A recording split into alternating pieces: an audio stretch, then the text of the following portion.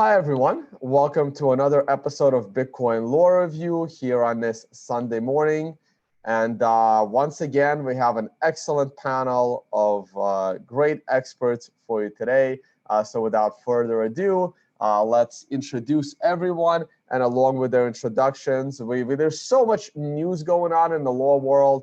So along with the introductions, we're going to cover a little bit on some of the issues that you guys can give us a brief update on. So let's go ahead and Justin, let's go ahead and begin with you and see what is new in your world.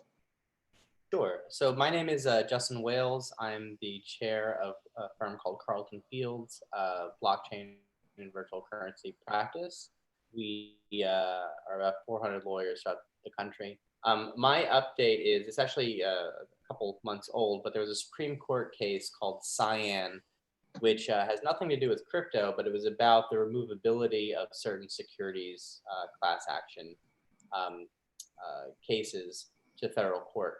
Typically, you would remove a class action to federal court under something called CAFA, which is a Class Action Fairness Act, and there are other ways, but typically jurisdiction in federal court is limited to when you have diversity of where the parties are related to, and when it's over a certain threshold of dollars, or when it's based on a federal claim.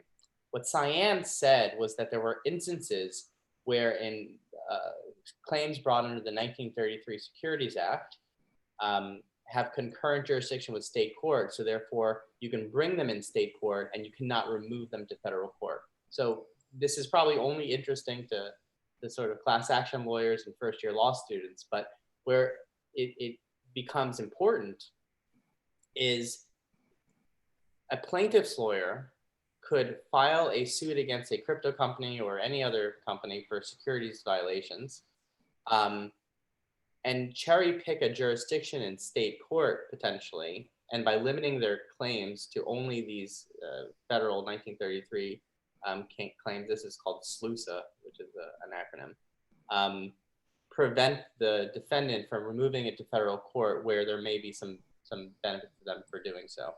So we haven't seen this actually having been used in any of the crypto litigation cases, but I think a lot of plaintiffs' lawyers are probably looking at this and trying to determine whether there are state jurisdictions popping up that might be a benefit to them. Yeah, so does this mean David Silver is going to be a bigger pain in the ass for everyone now? It gives him another tool in his arsenal. And I guess that affects you too, Bill, right? Because you're also a class action. Yeah, hi, Bill Restis, Restis Law Firm. It's funny you're having me go next because I was just going to talk about some developments in the Tezos case. Yep, go for it. Well, quickly comment on this news that Justin just covered. And yeah, it's interesting because your intro, yeah. Because a securities claim. My personal view is that a securities claim, which is something that affects people nationwide, and in certain instances around the world, depending on where a securities offering took place, can now be brought in state court. And I think that poses some issues, but it is a tool in the toolbox. Where I've seen it used is plaintiffs trying to get procedural advantages by filing in state court. I don't know why they think that. I don't know why plaintiffs, I've been a class action attorney for over a decade, and I don't know why plaintiffs think it's better to file in state court. The federal judges are usually better, and they know what they're doing. They have more time to deal with it. Where I've seen it, like for example, in the Tezos case, which we're going to talk about in a second, is that where we have a federal consolidated action where all of these cases were brought together in front of one judge. We had some other parties file lawsuits in state court to try to compete with the federal case. So what's happening right now in the federal case is just about 2 weeks ago, all of the defendants, we have different parties that are involved in this case. There's the Breitmans, there's a foundation in Switzerland, there was venture capital firms like Draper, and then there was Bitcoin Swiss, which is the entity out in Switzerland that held custody of the ICO funds. So the judge said that that the case against the Breitmans, they were the ones that developed the software, that can continue. The case against the ICO Foundation in Switzerland, that can continue. But the judge said that, you know, there's really not enough information that the court can conclude that the Draper, Tim Draper and his fund are able to stay in the litigation. And that doesn't mean that there's, you know, not enough, that there necessarily wasn't enough involvement by the VC partners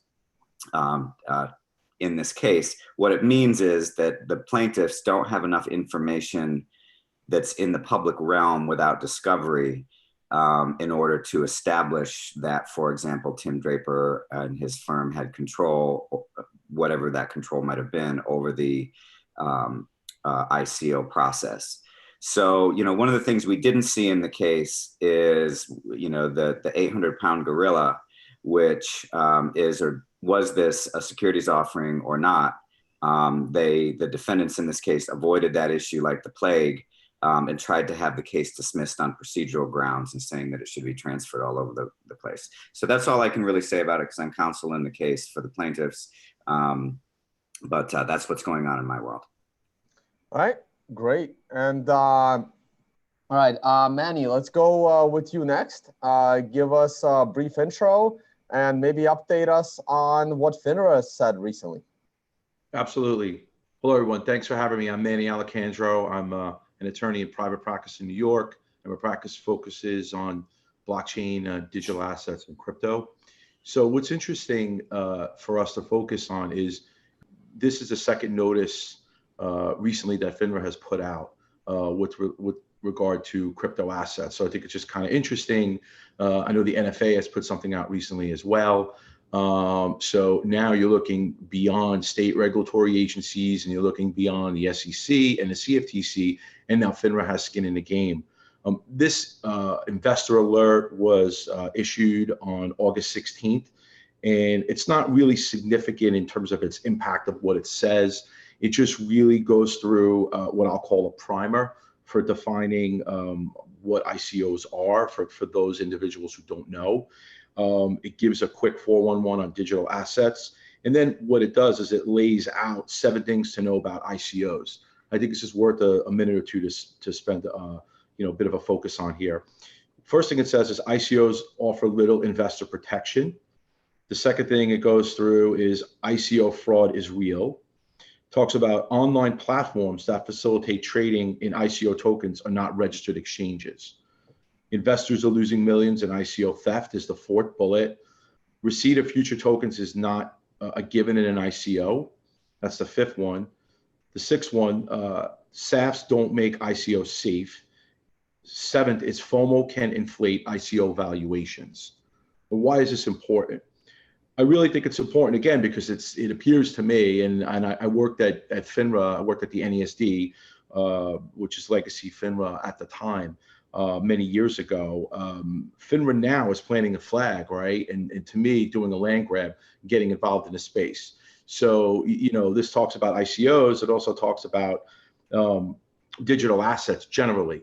So now FINRA is kind of moving, or has moved, as far as I'm concerned, into the realm that jurisdictionally they cover these assets. So, you know, without getting into a jurisdictional argument of whether or not they do, I mean, clearly, if there are ICOs that are securities, yes. The question is, FINRA is really responsible for regulating their market, and their market essentially are broker-dealers. So if you're a broker-dealer and you have customers, then there's a requirement that you regulate with FINRA, which is a self-regulatory organization, and SRO. But beyond that, if you're a proprietary firm, you don't need to register with FINRA. What's interesting now is FINRA is claiming, you know, by extension of putting out this investor alert, that they have jurisdiction over these products. I think that's very significant, and I think that's very important for us to consider going forward. And then as they do, usually with these investor alerts, they put out these investor alerts about different types of securities products. They talk about time-tested tips in terms of, real basic things like only invest what money you can afford to lose, be diverse, practice diversification, check the background and registration of the individual recommending or selling the investment, collect and review information about ICOs from regulators and trusted media outlets, run the investment by others, and be aware of pump and dump schemes. So although, again, as I mentioned earlier, I don't think what this investor alert is saying is very significant or specific or anything new to all of us, because we're very familiar with what is covered by this investor alert. I think more significantly and impactful is the fact that FINRA now, by extension, is claiming, hey, look, all these products fall within a bailiwick and we're responsible. So, broker dealers that potentially might get involved in these issues, be aware of the fact that now we're going to cover these. And I think little by little, probably with the end of 18 into 2019, you'll see more coming out from FINRA in terms of jurisdictionally, where their mandate falls, and putting out more and more of these, and probably getting into questions during their examinations of broker dealers that are their members if they trade in digital assets. Clearly, when they participate in ICOs, they'll review that as well. That'll probably be one of the first things they focus on, and then they'll weave into digital assets generally. Thanks for that update. And we covered FINRA before on the show. They're not a government agency. They're more of a private agency, but they seem to be very respected in what they do. Absolutely. Yeah, they're an SRO. They're a self-regulatory organization. They have full licensing, to regulate their members. There's questions about, their full regulatory authority. So they don't have as much regulatory authority, let's say, as opposed to the SEC and the CFTC. But nonetheless, they're very powerful, and they work collaboratively with the SEC in particular, and the other governmental agencies. So this is a pretty significant investor alert, I think, from a jurisdictional perspective in terms of now who our world will have to deal with. And it probably makes sense that they're taking the lead because they can move a little bit faster than the SEC. So if they have the right researchers and the right advisors to figure out what the hell these ICOs are, you think this is a good thing overall? It's a good thing generally for protecting the market. My concern is that, and I've been a big advocate for the creation of an SRO, and I was really interested in what Gemini and the Winklevoss brothers were attempting to do. My concern is that FINRA is potentially making a land grab with this. I think there's an opportunity for the creation of another SRO, and I really would love that SRO to be different than FINRA. So the SRO would have the abilities that FINRA potentially has. This could be a long time coming, but at least the process could be in place where there's a new SRO that is comprised of individuals and organizations that are within the space, has a mandate to regulate the market, initially coming up with best practices and then coming up with rules. My concern is that, when I've talked about this earlier on a couple of your shows, that, the SEC has their lane, the CFTC has their lane, but a lot of products that we're talking about might not fall directly within those lanes. And I'm concerned that if FINRA is a de facto SRO for crypto and digital assets, they might try to squeeze certain things, certain products in some of those lanes that might not really fit. So I'm interested in another SRO coming about. I'm not sure if this investor alert means that FINRA is on their way of being the de facto SRO and really kind of, being a front runner and a first mover in that, positioning right now to be the de facto SRO in this market. All right, got it. Thanks a lot for that. Anybody want to briefly comment on this before we move on to Adela and Sasha? That's focused more on secondary market issues, isn't it, Manny? I mean, FINRA is really not dealing with the issuers themselves. That's correct. It's more from customer protection, right? So they're focused on the relationship with customers. Yes. But nonetheless, again, I think, there's not much that I've seen by regulatory agencies that has been disseminated. So I think it's noteworthy at this point. didn't All right, really cool. like how they handled what they said about the SAFT agreements. They were saying, basically, it looked like they were saying it can't go, that people are trying to use SAFT agreements to sell non-securities. And when you're using a SAFT, it typically is a security because you're selling the future tokens. They can't be built unless the owners of the company build them. So everyone's dependent on the third party there. But after the comments came out in June from Mr. Hinman about Ethereum being able to go from a security to a non-security, then it's saying in this bulletin that FINRA is concerned people are saying that things can go from a security to a non-security. So it's kind of a contradiction, in my opinion. No, I think that's a great point. And that's my larger point about, should FINRA be the de facto SRO or regulator covering these products? I'm not quite sure. I don't know if they have the technical and the legal expertise to actually be the regulatory authority. To me, they're really good at what they do, but what they do is somewhat narrow. And I think, to me, they're going, a bit beyond their skis. And I think that this calls for, a more well-learned group of people who could be, the SRO in terms of developing an SRO. That's my concern. Well, I think that it sort of dovetails, and we're not probably there in our topics yet, but one of the things we're going to talk about today is this whole ICO pipeline for the tokenization of securities products. And FINRA may really be positioning themselves ahead of what looks like a huge wave of tokenization of traditional securities. Absolutely. All right, cool. We'll stay with you, Sasha, and please give us a brief intro and maybe comment on a case out of Miami that we covered recently on Centra, which were SEC thought seems like it was going to be a slam dunk and nailed them on being a scam, and they seem to have lawyered up and trying to fight it. Sure. Thanks, Tone. Yeah, my name is Sasha Hodder. I'm a partner with DLT Law Group based in Tampa, Florida.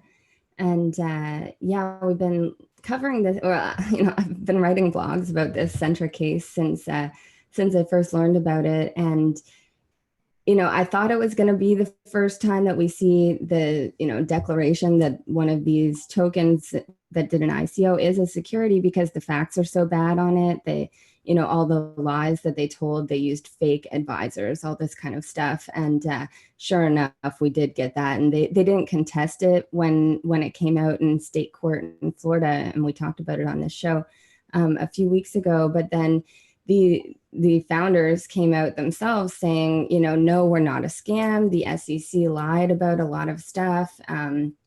They said they lawyered up, but there's no way a lawyer wrote this article. It's full of not typos, but like it seems like it's written by someone who's English as a second language. The verb tense and stuff is all quite bizarre through it.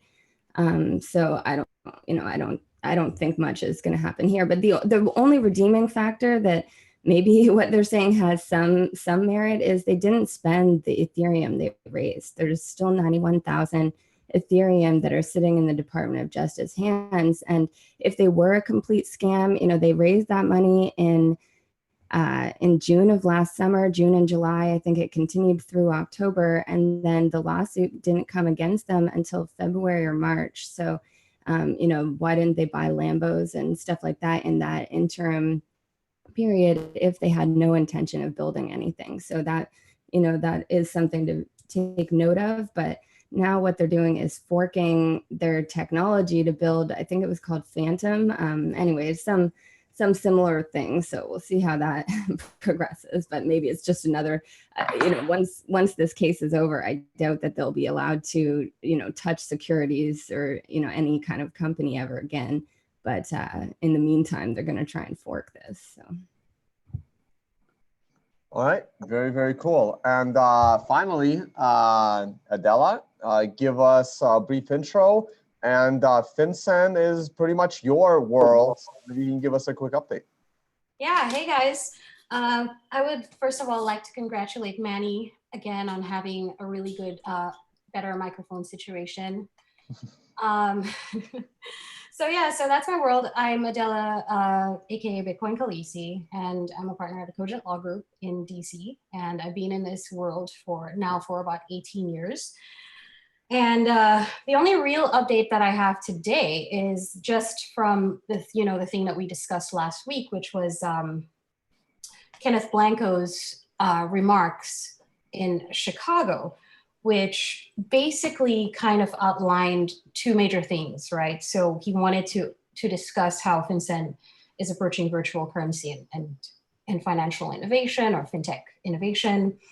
And he wanted to discuss the value of the BSA, that is Bank Secrecy Act, the filings, how they help the institution, that would be FinCen, sort of in their mission to keep the country strong and people safe from harm. And he said some really good things. One of the things that kind of pissed me off about, some of the articles that I read was that, a lot of people were sort of thanking him for speaking about this. And I don't know why we're still thanking people for doing their jobs. It's like, if you go to your doctor, you thank him for doing your stitches. That's amazing. Thank you very much. But he really should be engaged with the crypto community if they want to ensure that they're getting the sort of response and results, that they want.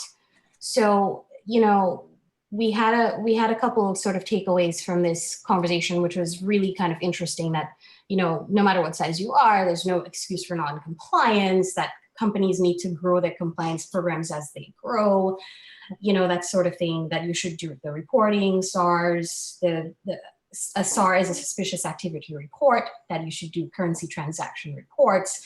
And that really, so the most interesting thing for me there was that crypto to crypto exchanges will be treated the same as those that are fiat to crypto or crypto to fiat.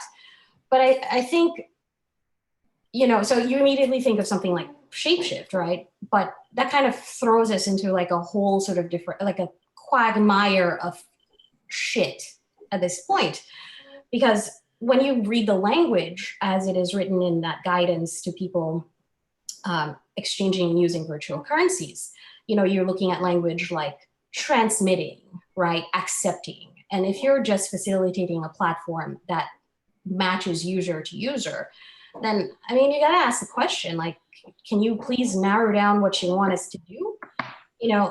Also, people don't really realize that this is this guy's comments, and it's nice, but the rulemaking process involves a couple of things, we're talking about advance notice for proposed rulemaking, then you have your proposed rule, then usually there's a comments period where the public is invited to sort of comment on what's going on, your final rule, maybe judicial review. There's a process for this sort of thing to be enacted.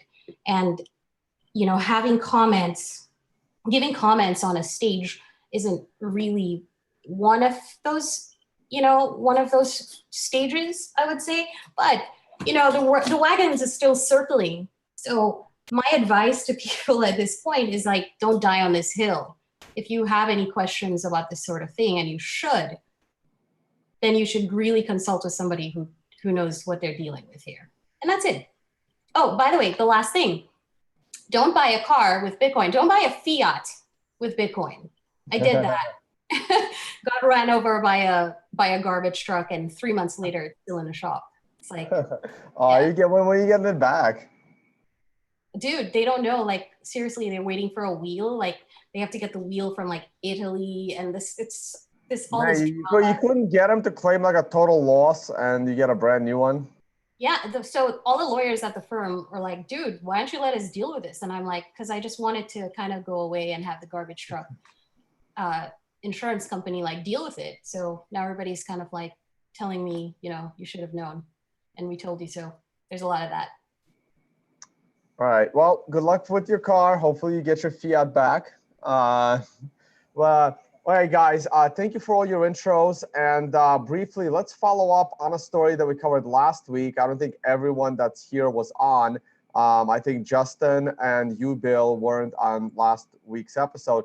There's a slight update in the Alex Jones case. They're making bigger waves. he's demanding to be heard from Congress over, his freedom of speech being censored by the private companies of Google and Facebook. And so he's still making a lot of noise over this. If you guys weren't on last week's episode, if you want to give a brief comment on what you think about all this. I'd love to give a brief comment. As an attorney, I can say that there's, at least in the US, there's so many rules and regulations that anybody is, well, this is the lack of coffee talking.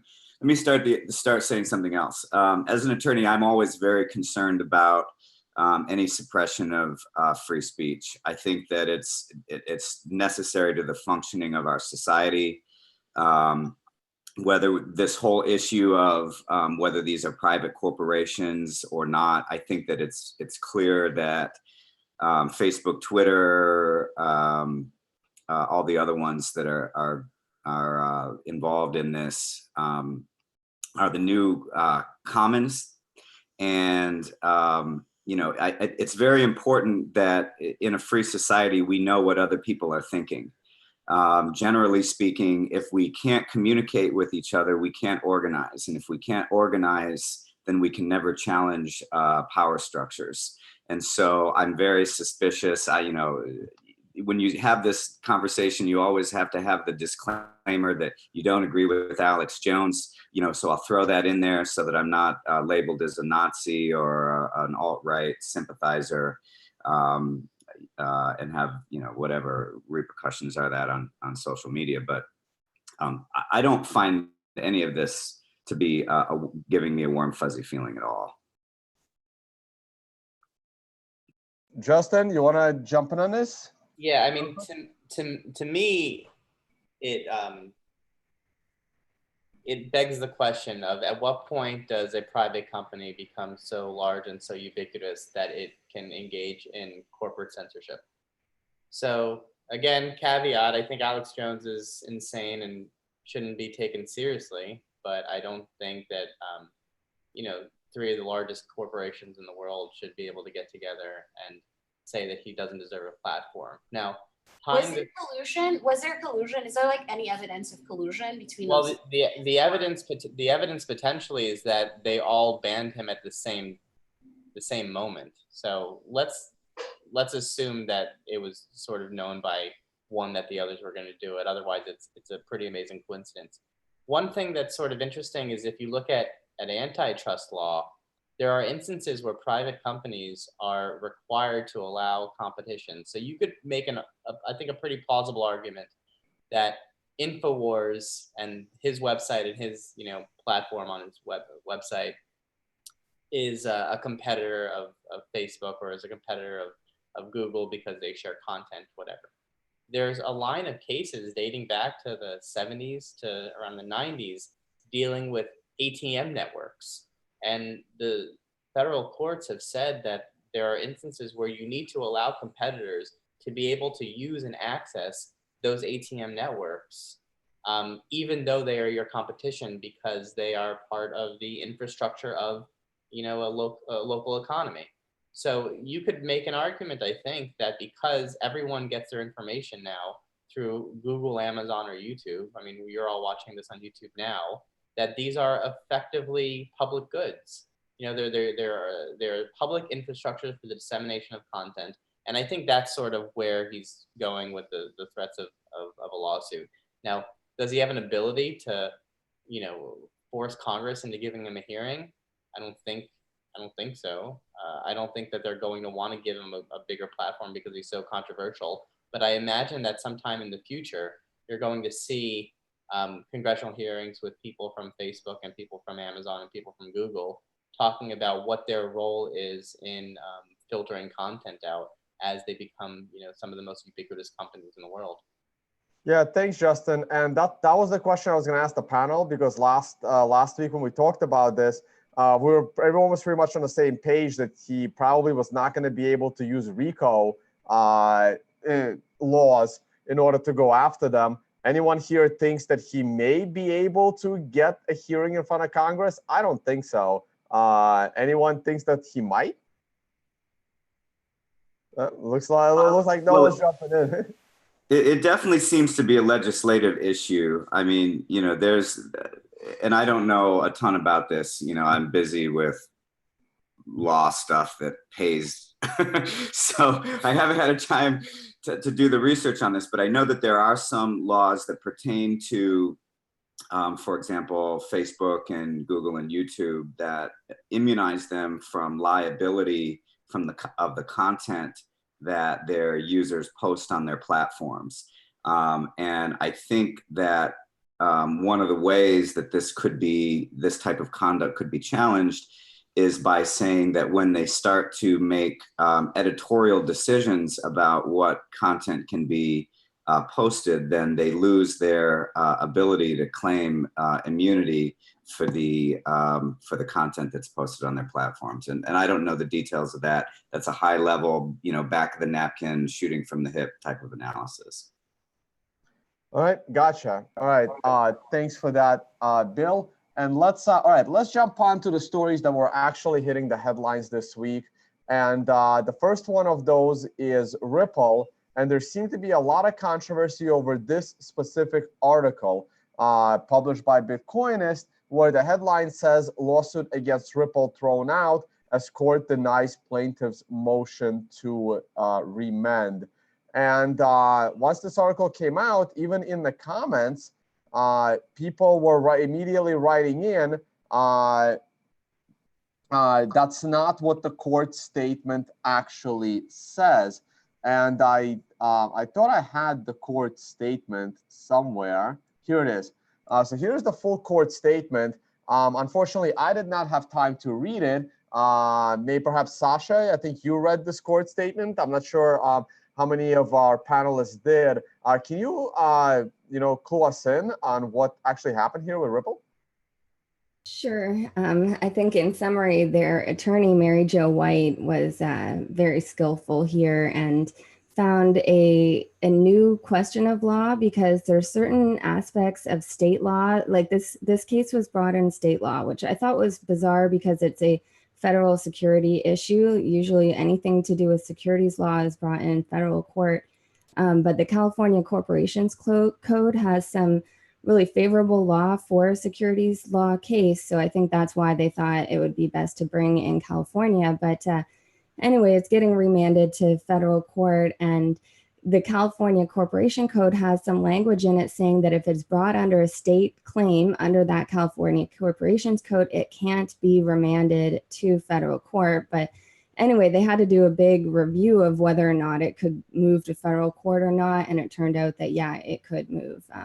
So that's kind of a brief summary of it. But I think Justin and Bill, who have actually dealt with class action lawsuits, might be able to go into some of the more finer points. I'm going to go to you guys in 1 second. So it sounds like this is going to get moved to federal court. So isn't this bad for Ripple? But go ahead, whoever was about to jump in. Well, so I think there's an important thing to realize about how the procedures of bringing a case in state court that can be removed. So if I'm a plaintiff's lawyer, I can file a suit in state court, or if it's if it's a suit that's possible to be removed or has some federal issues or diversity of parties, I can bring it in federal court.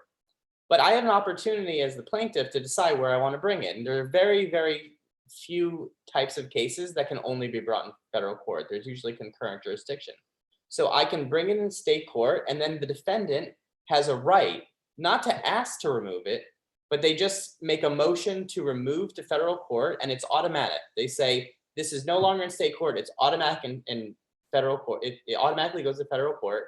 And then as a plaintiff, I can say, hey, you know what, you removed it improperly. There's not an actual basis of jurisdiction for federal court. And then the federal court decides whether to remand it back to state court. That's what happened here. They brought it in a state court. Ripple said, you know what, this has, CAFA implications. This is a Class Action Fairness Act.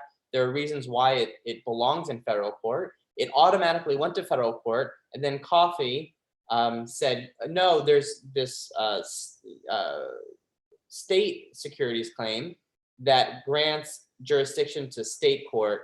And because we have that in there, CAFA is not a basis for removing to federal court. And that's the issue of first impression that the court was dealing with.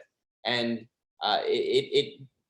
so the cases and the order and the motions cite quite a bit that Supreme Court case that I mentioned at the beginning of the show.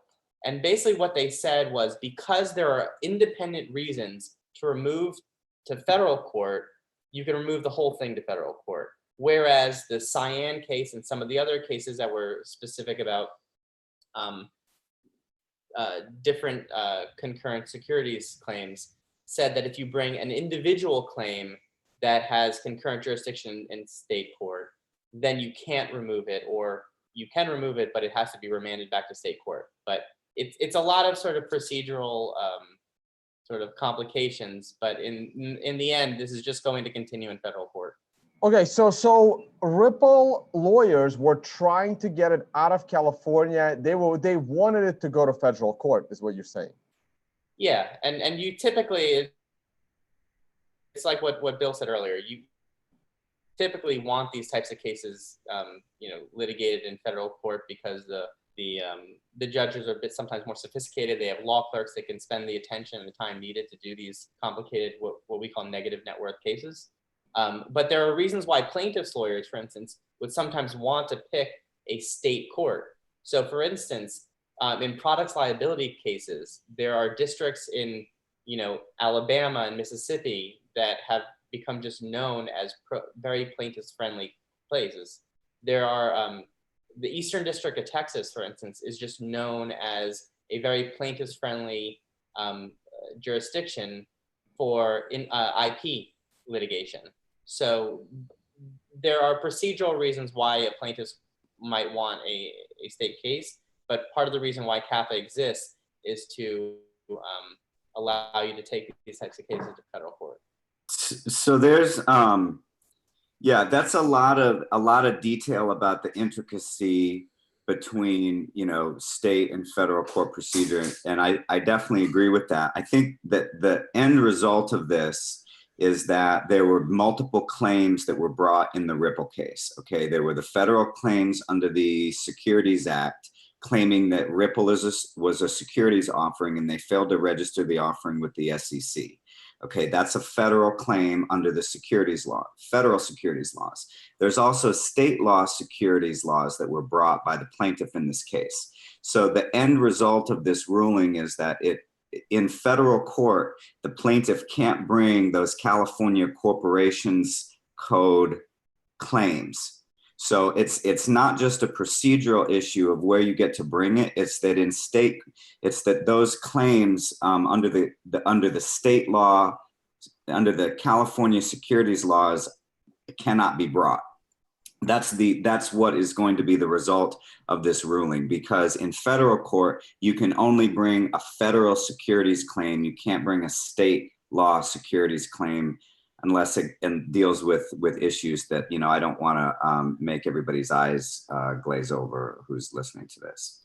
So it narrowed. So not only is it brought in federal court, but it will effectively narrow the case. Yeah. Anybody else want to comment? Like, I'm honestly, like, I have no doubt in my mind that Ripple is a security, but Ripple has like $85 billion to defend themselves of not being a security. And I'm afraid they're going to find a way to win. And it's going to be, I think, disastrous. That's just my personal opinion. Anybody else want to chime in on that and on this situation?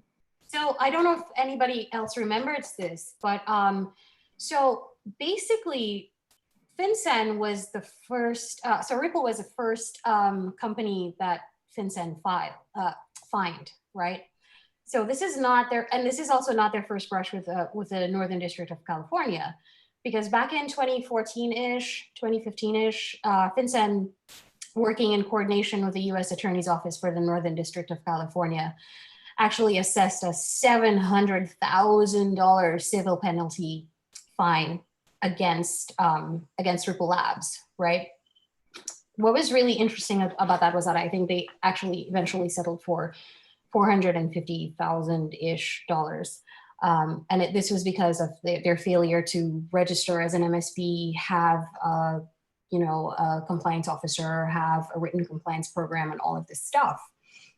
So it's I don't know, at the time a bunch of us like thought, oh, well, they were one of the best capitalized companies like in the space at the time. So we thought, okay, this was probably a move by like Shasky to kind of just tap everybody on risk and go like, all right, guys, it's time to wake up because,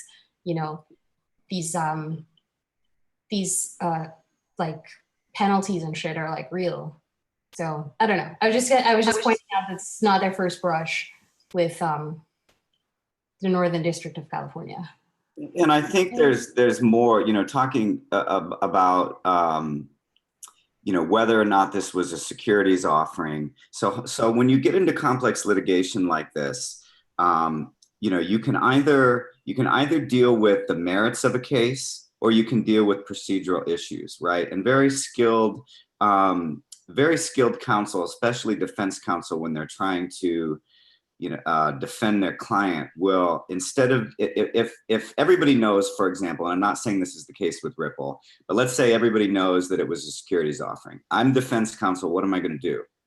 I'm going to try to get the case thrown out on procedural grounds. I'm going to do something like this motion here, this motion to keep the case in federal court where certain claims can't be brought. And so what we can do is you can narrow down, you can slowly whittle away at the plaintiff's claims through these procedural mechanisms and avoid having to deal with the ultimate question, which nobody wants to deal with, which is whether this was an unregistered securities offering. And I think that's what we're seeing for example, in the Tezos cases. What we're going to be seeing in all of these ICO litigations is the defendants don't want the courts to come out and rule that it was a securities offering because it creates precedent that's going to screw up all these other ICOs that everybody's invested in. So there's collateral effects to these rulings.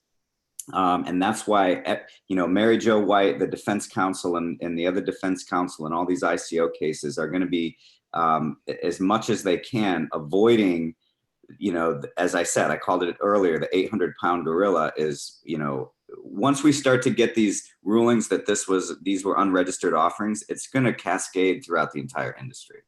Yeah, and I'd like to mention, I agree with that. And I'd like to mention quickly, so in addition to Mary Jo White, Andrew Seresny has been retained from Debevoise as well by Ripple. It's important to note, he was the head of enforcement under Mary Jo White at the SEC. So they're totally lawyered up, and they clearly have a strategy that appears to be effective. And they have a ton of money to get the right counsel and to position the right argument. But between Mary Jo White and Andrew Seresny, in addition, they have scattered. So they're very well positioned to put forth effective arguments and have the right team in place.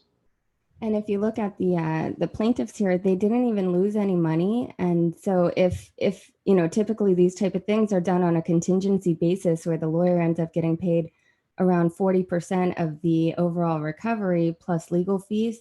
And here, what are they going to get? 40% of $500? Like, what's the motivation on the lawyer's side if they get, buried in paperwork with these jurisdictional issues? I wonder how long the plaintiffs can continue going, or how long the lawyer can continue going without finding, a big loss to pin this on. Yeah, no, that's a great point, and that's another thing that would worry us is that Ripple printed billions of dollars for themselves, and they're able to afford, former heads of the SEC as their defense attorneys. And if the case against Ripple being a security is unreasonably weak, that could have huge ramifications because this could have been, if the right lawyers and the right case was filed against them being a security, a completely different result. So I guess where I'm iffy, and I don't know this, I'm asking you litigation people, where I'm iffy is here. What if Ripple claims like, look, we were never security. Like, we've already paid our dues to FinCen. We're a cryptocurrency. We're a convertible virtual currency, right? We're registered as such, blah, blah, blah, blah, blah. I mean, what does this do to this I mean, could that help them? That the assertion that we were never a security, we never offered as one, we are just a security, because I know there are exemptions that exist for MSBs, for those registered with the SEC. So I'm wondering if there's anything on the security side of things. People are going to make whatever arguments they can make, but at the end of the day, and I keep saying this on the show, is that it seems to me that the primary focus of whether something is a security is whether it was offered in exchange for any kind of money. Was it, did you offer to sell these XRP tokens, and did you exchange them for Bitcoin or Ethereum? It's my understanding that they did, and I think that that's a very hard argument, whether it's the former head of the SEC or otherwise, to say that this was not an offering of securities. The theory of the case is interesting because there was, whether this was like a continuous offering, there's a lot that I won't go into, but if you're, the securities laws are concerned with fundraising and disclosure, and there was fundraising and there was no disclosure here. And so that's why, the defense counsel are really going to be focused away from that question, because it seems like, that question has been answered. It's been answered by the SEC. Everybody knows this at this point, but we just don't have any court rulings yet. And the defendants are trying to drag this out as long as they can so that we don't have those court rulings. All right, so if there's no final comments on this, looks like the case has not been dropped. The Ripple is not off the hook, and they are still going to try to fight the fact that they are not a security. So let's stay with the security side of things. Our own Drew Hinkes, who is usually on the show, not sure if he's going to make it today, sent out a tweet saying SEC expressly notes that tokens distributed via airdrops or bounty can still be securities. A gift of a security is a sale within the meaning of the Security Act when the donor receives some real benefit.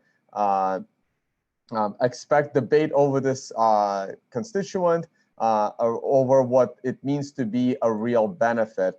Some articles did pick up the story, and it specifically deals with the Tomahawk,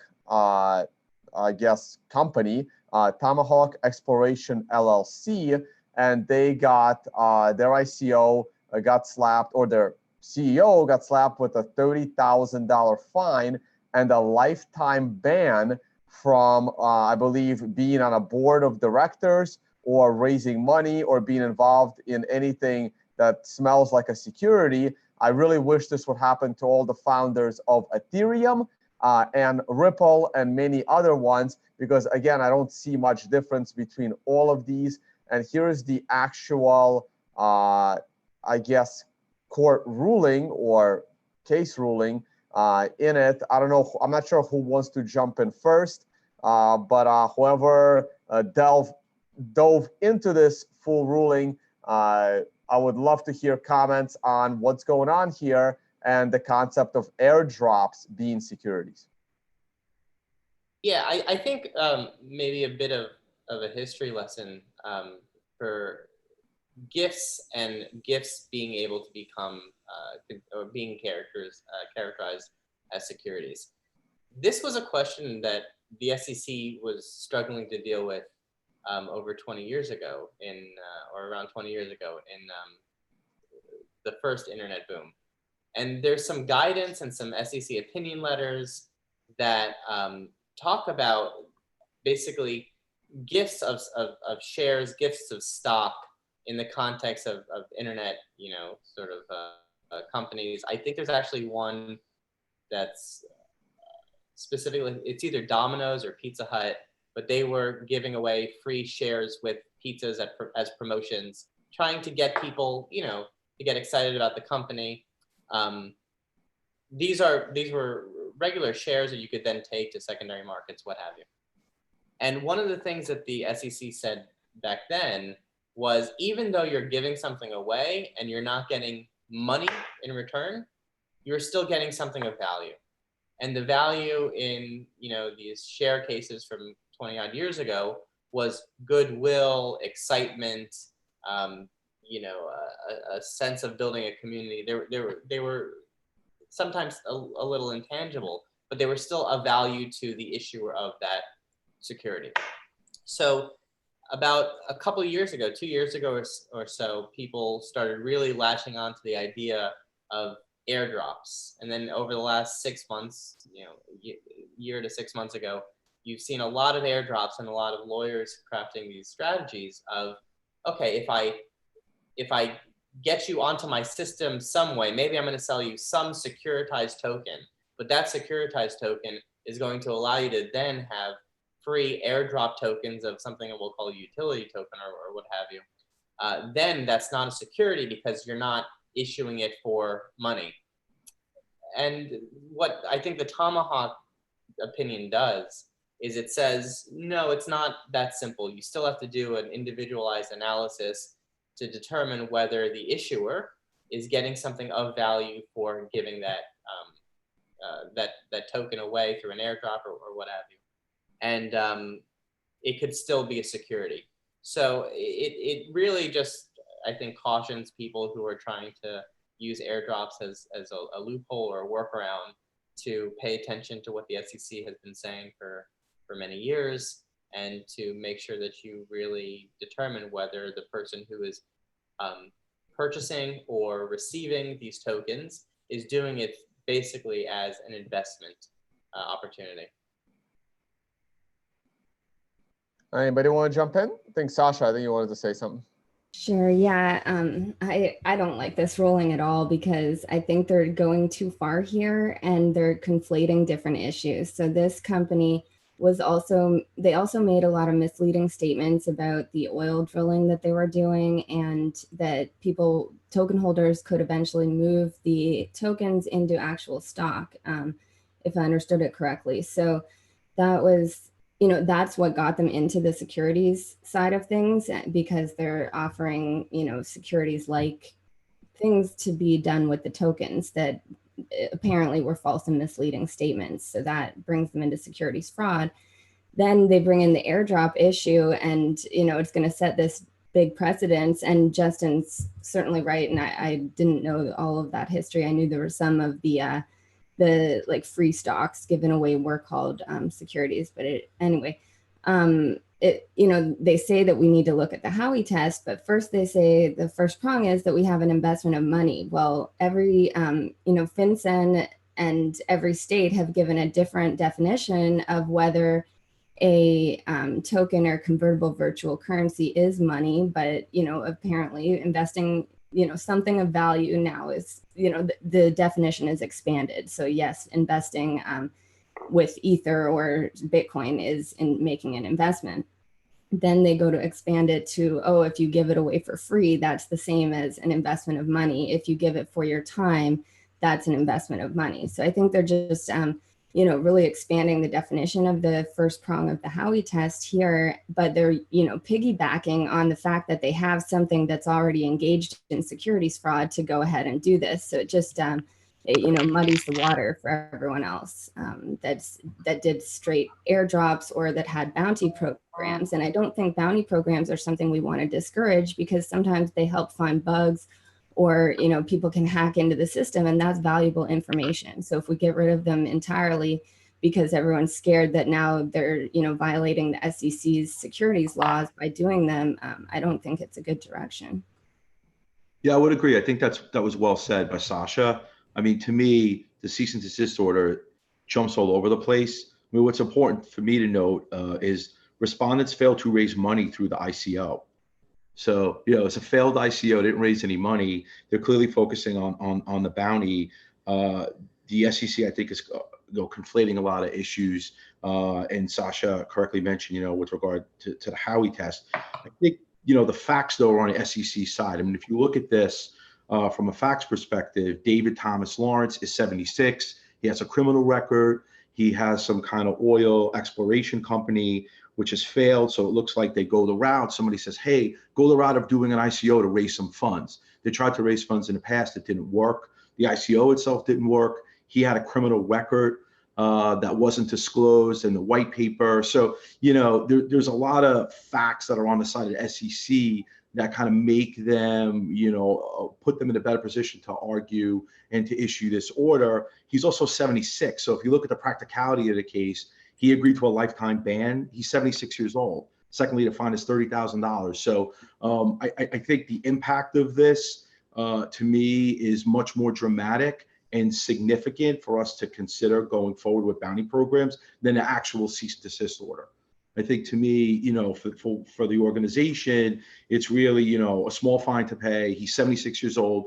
He's banned from the industry, you know, with specific regard to what we mentioned earlier, to doing certain deals and dealing with penny stocks. But at the end of the day, I think this calls into question, you know, really, what is this cease and desist order trying to do, and the message it's trying to send with regard to bounty programs, which are effective and needed. And I think this potentially could send a chilling effect going forward to you know, other programs and projects that need to utilize bounty programs. Yeah, no, thank you guys for that. I just want to jump in on something that when I was, okay, I'll pull up that link in 1 second. So when I started out working at Bear Stearns, they would give us like this whole like speech and this whole documentation about what kind of gifts we're allowed to accept, what kind of gifts we're allowed to, you know, give. Because everything's involved in the security. Then I remember this one instance where, or it might have been MSCI or another company, where they literally said that you're not allowed to accept any gifts from any person working from another investment bank or in the same field of over $100. So that means if my brother wanted to give me a birthday present that was worth more than $100, I needed to kind of report that. So the government does take these kinds of gifts seriously. So the companies take them seriously as well. What I wanted to mention is, so we're assuming that the conceptual definition of an airdrop, you're not actually receiving money for selling your token. But there are still two types of airdrops. One, you're giving away a token that you created, which may not have value at the time, but if you give half of these things away and then you promote it to the point where that half now has value, you now hold the other half, which all of a sudden has half the market cap of that, you know, token, which may or may not be a security, even though you initially gave it away and it might have been free at the point of giving it away. That's one type of airdrop. The other type of airdrop is that you use a current existing token, whether it's a security style token like a already existing ICO or something like Bitcoin, and you say, hey, I'm going to fork Bitcoin if people all of a sudden start using my forked coin and it becomes valuable. That's another type of airdrop. Now, you would think that off the bat, well, I'm not directly profiting by creating this airdrop unless I have a lot of Bitcoin myself. Like in the case of Bcash, those that have a lot of Bitcoin profited greatly from the airdrop of forking the coin. That's almost, I think that could be classified as an airdrop. But the other way to do it is you fork an existing coin, whether an ICO coin or a Bitcoin, like those are the two extremes, and then no one cares about it. You buy up a bunch of it on the cheap. You kind of, you know, buy up, you know, a big chunk of it. And then you spend a bunch of money promoting this fork, which was technically an airdrop that you weren't supposed to profit from. But because no one cared about it, you bought up a bunch of it. Now you hire huge PR firms, you pay influencers, and all of a sudden, this token becomes relevant after you bought up a bunch of it, after you caused the fork. So I think these are the two different types of airdrops. And what kind of precedent could this set? And what do you guys think of everything I just said on the two types? Tone, I think that you really hit the nail on the head. You know, airdrops have really been on my radar screen for quite some time now too. with respect to these same types of cases that Justin was alluding to. I think, you know, if you're an issuer, you need to consider why you're conducting an airdrop. Everybody that I've talked to that wants to conduct an airdrop is doing it because they want to get their tokens distributed in the marketplace, that they're going to be listed on an exchange at some later date, and it's for the purpose of creating a market cap, so that as you said, the tokens that are that the founders hold suddenly have value, and then the airdrop is actually being used as a fundraising mechanism. And so I think, again, I'm going to go back to what the you know, I think that the dual purposes of the U.S. securities laws, that they focus on healthy fundraising and they focus on disclosure.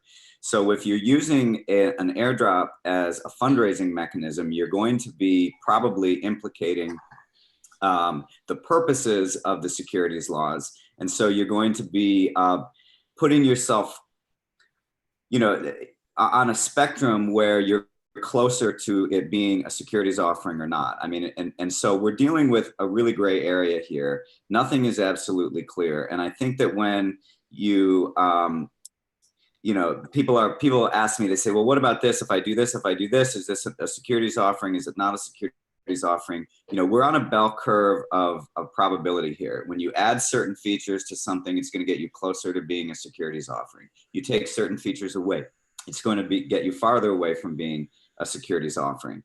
So I would caution everybody in the marketplace to say, why are these airdrops occurring? If they're being used as a mechanism to create value and to fund your platform, that's a real concern. Now, there's people out there in the community who are saying that well, you can't create a securities offering for something that's not a security.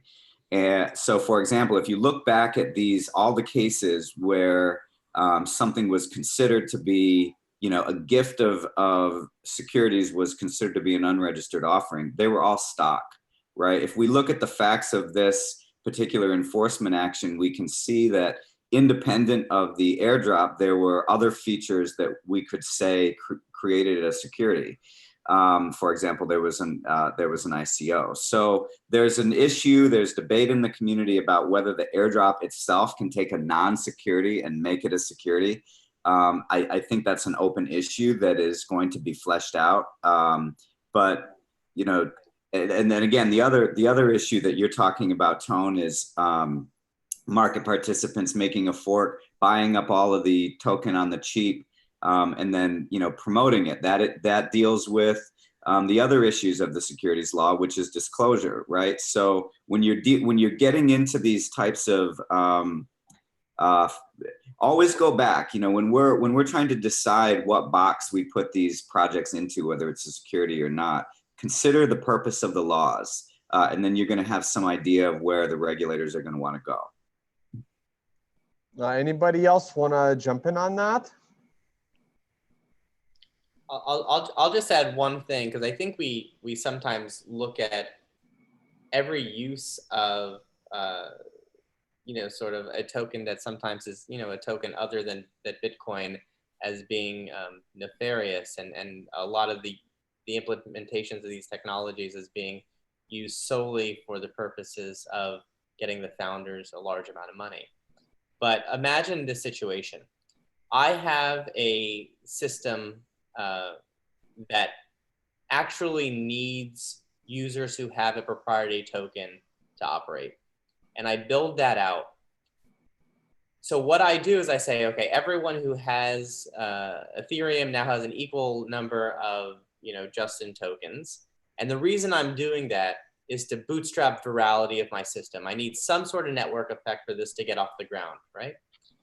Well, that's going to pose a very difficult question for the SEC, because by virtue of the technology, there's going to necessarily be some secondary market.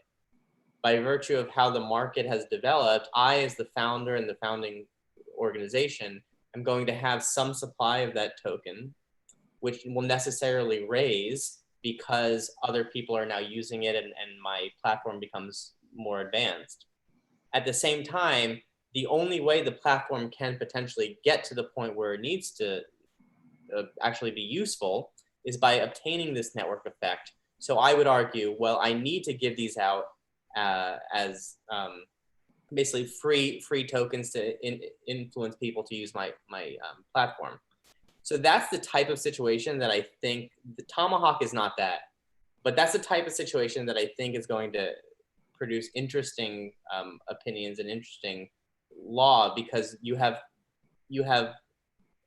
both the appearance of being a security potentially, but it's useful enough, the token is useful enough that maybe it's similar to just sending out coupons, but they're coupons that happen to have this sort of built-in secondary market platform because of the way the technology is developed and exchange. Yeah, but Justin, everybody's doing this for the purpose of listing their tokens on an exchange. If you Sure. if you take the exchange in the value dollar value or euro value equation out of it, then I think that you're right. But everybody is doing it because they want to make their coins have value, and that is an important distinction. And I agree, and I think it's sort of an easier question now. But what I'm saying is that hypothetically speaking, in the future, let's say there's a secondary market for everything. There's just the ability to have liquidity for every type of token, and you can't get out of that. It would be very difficult for whatever reason to have a closed loop system. At that point, I think it becomes a bit of a difficult question for the regulators and the enforcers to determine whether this is truly a security. If I really need some sort of network effect, or I really need some sort of virality of marketplace in order to get my business going. And I think that's where an interesting question is going to pop up in the next couple of years. Let me just throw one last question at you guys, and then we'll move on to our last topic. Actually, no, we have one more quick one than our last topic. And that, once again, just like what's going on with Ripple, is there a concern that this case law over airdrops is going to be done over either insignificant companies that airdropped something, again, over insignificant litigation, or done way prematurely, or argued upon by, I guess, incompetent lawyers that weren't able to properly convince, the judge or the jury or whatever, however they're going to be decided. Is it a little too early to bring these cases to try and get law on this through the court system instead of through the regulatory system? Anyone? I think you're not going to see a lot of this in the court system in terms of private litigation, because there's going to be difficulty. If you got something for free, you have a difficulty suing someone and claiming that you had some sort of a loss in the causation of the loss, at least under a securities claim. Now, that doesn't mean that you couldn't, if something is a security and you're talking about someone, let's say a pump and dump scheme, right? Somebody, tokens were given away. The tokens have characteristics of a security. That might be voting rights. That might be some kind of dividend staking. I think that's a really interesting issue, whether, those things create securities law issues. We'll talk about that in the future. But let's say it has characteristics of a security, and then someone out there in the marketplace is making representations or pumping it or something like that. Then you get into false and misleading statements under the securities laws, which can create liability for the people making the statements, not necessarily the issuer. They might be the issuer, but they might be somebody writing an article about something. Hey, I just want to jump in with a final last couple of words on Tomahawk. I mean, from my perspective, I don't think regulation by enforcement is effective. I think the problem with regulation by enforcement is it's specific to the facts and circumstances of that particular investigation by the SEC or the CFTC, let's say. So different than a court case you might be able to glean more from, the court documents and the filings. I have no idea what was submitted by Tomahawk and wealth submissions and whatnot. All I'm reading is a press release by the SEC and their decision. So I was never a big fan and never will be a big fan of regulation by enforcement. I think the lack of clarity in the area and the ambiguity just makes this matter, when I read this order, even more complicated and complex. That requires, real detailed analysis. And, we're not getting that from Tomahawk. All right, so let's just finish up our whole discussion on securities before we move on to Michael Terpin's lawsuit against AT&T, which was the highlight of the week, I think. Any thoughts on what Polymath is doing? Now, I have always somewhat ignored Polymath. To me, Polymath token was just another, ICO that itself should have been a security. And I didn't really look into it too much, but I figure, when you look at 100 ICOs and 99 of them are pure scams, and one of them is maybe quasi on the border, I kind of stopped looking at all of these white papers. But people seem to throw Polymath into this is one of the more legitimate ICOs because they did follow all of the regulations and I guess, dotted all their I's and crossed their T's. And it looks like Polymath is going into launching a platform for security tokens. And just general thoughts, maybe we can save it for a future discussion when I can read, maybe I'll finally read another white paper and we can look into it. But I just find it very, in my opinion, scammy that you have got a bunch of money from unqualified investors to build something that may or may not be needed. But once again, they have their own token. And now they're trying to build a platform for security tokens. I don't know if anyone's very familiar with Polymath.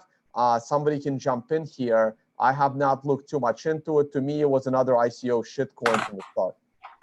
So I really was the one that wanted to talk about this, and it's not, it's not about the benefits of Polymath as a token or investment or anything like that. I've said multiple times on this show that I think the biggest trend is going to be we're going to see traditional companies, let's use Apple, Amazon, publicly traded companies, they're going to be tokenizing their stock. They're going to be tokenizing their bonds. What we have here is, since we know that ICOs are securities, what's happening is that I'm personally representing and dealing with companies that want to do a traditional capital raise, and they want to do it in the STO market. They see that there's been benefits from this ICO craze. Everybody wants to jump in on the tokenized revolution, and they want to raise money, but they don't want to do an ICO because an ICO has so many regulatory gray areas with it. So what's happening is Polymath has come out with, and Polymath is not the only one, but Polymath has come out with this token platform where they have a DApp. And if I'm an issuer and I want to do something like, let's say an exempt offering. So under the securities laws, you can file a registration statement that allows you to do an IPO. You can do something where you don't have to file a registration statement, where you can do an exempt offering.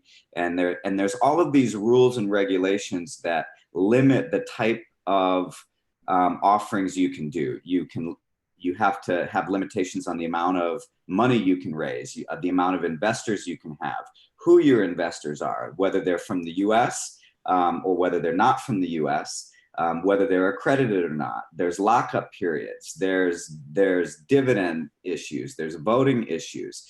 And so I think and I've been following this and I've been talking to all of the platforms, not because I'm trying to pump it, but because I have clients that want to use the platforms. So what Polymath has done is they've created the first application that allows, let's say I want to take my law firm and I want to tokenize the equity in it. I can go to Polymath now. I can put all of the features of my listing into their app. It will, I guess, poop out a token, right, that has all of these limitations that are necessary for me to create a compliant capital raise. And so what's happened is there's all these different platforms out there. There's Harbor, there's Securities, there's some VC funds that are doing things in-house. And so having interviewed them and trying to find the right platform for my clients, some of them their platforms can, they can create certain features that are built into the token, and some of the features are not built into the token. But Polymeth is the only one where they're building all of these compliance issues into the token itself. So once let's say Restus Law Firm is tokenized, all of the restrictions on who can own it, how many shareholders I can have, how much money I can raise, is all built into it. And you've created a compliant securities offering in the token itself. It's really revolutionary, and that's why I wanted to talk about it. Because I've been getting into these Twitter arguments with people, never a good thing to do. Getting into these Twitter arguments with people about, all these different tokens out there that people think you can create compliant securities offerings on, but they don't have all of these restrictions that are built into the token themselves.